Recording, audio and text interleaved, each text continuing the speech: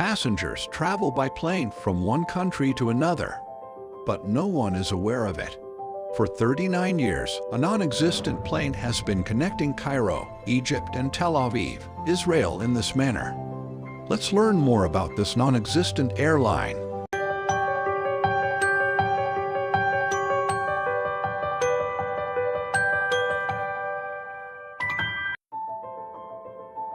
Since 1982, Air Sinai has operated flights only between Tel Aviv, Israel, and Cairo, Egypt. Yes, the airline only operates on a single 245-mile route. The United States presided over the 1979 signing of a historic peace treaty between Egypt and Israel, which established diplomatic ties between the two nations and made Egypt the first Arab country to recognize the State of Israel.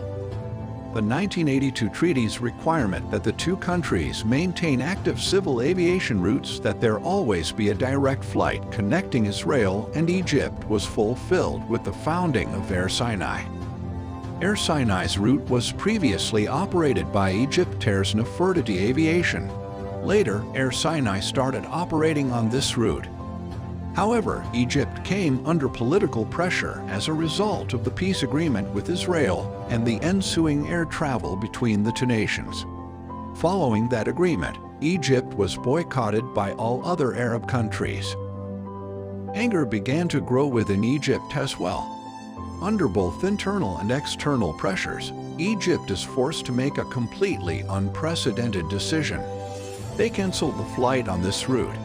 On the other hand, Egypt had to adhere to the terms of the peace treaty.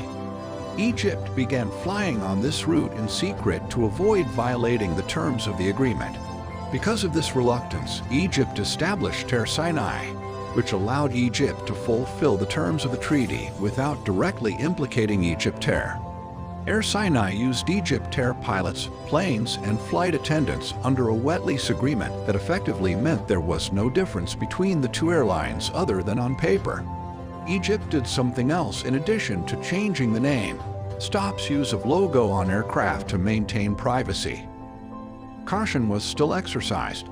The lack of external logos on the planes provided some privacy to the flight, and many have speculated whether the Egyptian military monitors travelers between the two countries.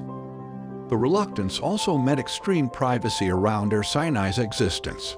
For most of its history, anybody looking online for tickets between Cairo and Tel Aviv would find a host of options for airlines offering indirect flights with stops in places like Amman, Jordan, or Istanbul, Turkey.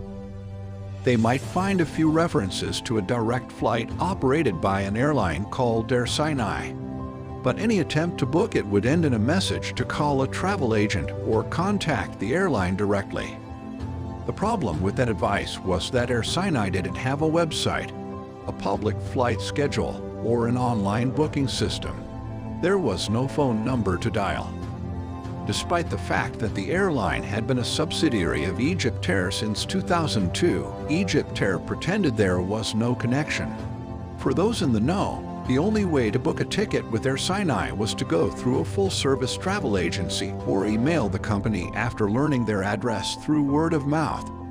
An employee would then request a passport scan as well as an international wire transfer to cover the cost of the ticket. The airline only accepted cash, and sometimes only US dollars. For years, before Air Sinai accepted emails and wire transfers, prospective passengers would arrive at the Tel Aviv office with cash envelopes and leave with an old-school yellow ticket that looked like a 1950s prop. As late as 2010, passengers' flight information has recently been emailed to them. Credit cards were not an option and still aren't when dealing with the airline directly. In February 2020, FlyAirSinai.com first appeared. Now, anyone could easily make a flight reservation on Air Sinai. Passengers could select from any of the daily flights without having to continuously email someone in the Air Sinai headquarters. Even credit cards were an option. Although this might indicate that Israel and Egypt are becoming more friendly, the transparency isn't quite there.